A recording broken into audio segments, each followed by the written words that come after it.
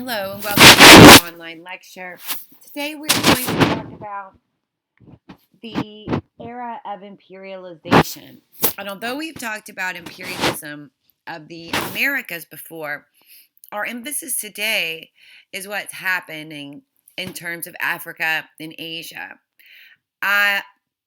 Imperialism is best defined as one nation taking over a country, region, or government taking over another.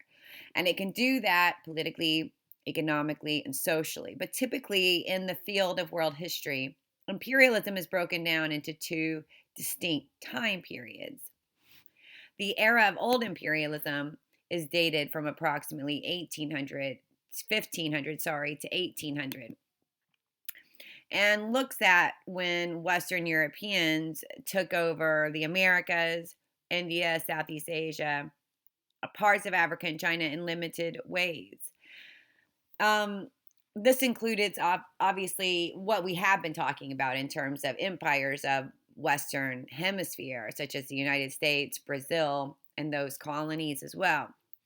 In the era of new imperialism, it's really looking at the time period from approximately I need to change this because the date is wrong, 1850s to about 1914. And it's really looking at how industrialization is changing colonization, making it more aggressive, making it more expansive, and really utilizing the industrial tools such as weapons in order to do this. Our focus here today is how this is happening in Africa, although as you can see by the number of slides, there's also case studies on Asia. I'm going to talk to you about what's happening in Africa, but certainly you need to and encouraged to look at Asia as another example. So the other thing that makes new imperialism, different from the older time period is the focus on science.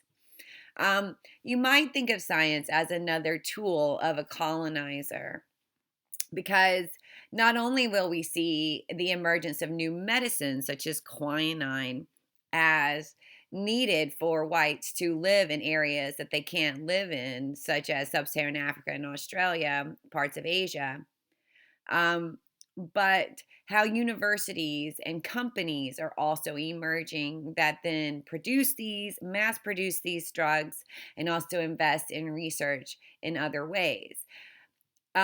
With the expansion of universities, we also see the development of new programs such as archaeology, anthropology, linguistics, sociology, that are heavily racist in construction of how they understand civilization.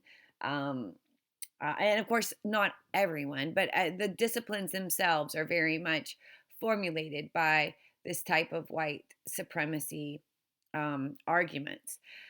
Also, biology is expanding, chemistry is expanding, and with that, we see many of what become the basics of cleaning supplies will be used to produce new weapons. So the same people who make your floor wax actually make weapons.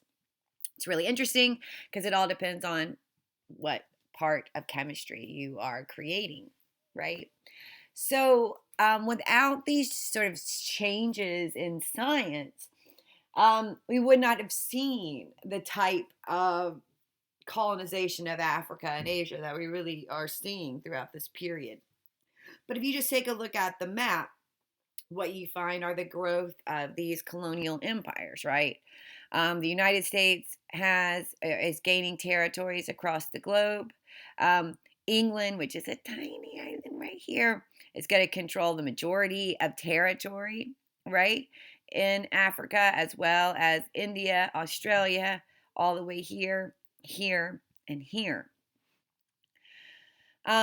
So what's going on in the world really is global changes, but with a really emphasis on how this is creating new changes throughout Africa as well.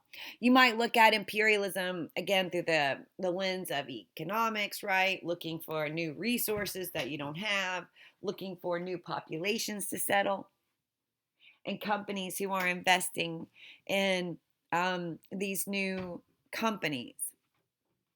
I need someone to play with me. Hold on a second.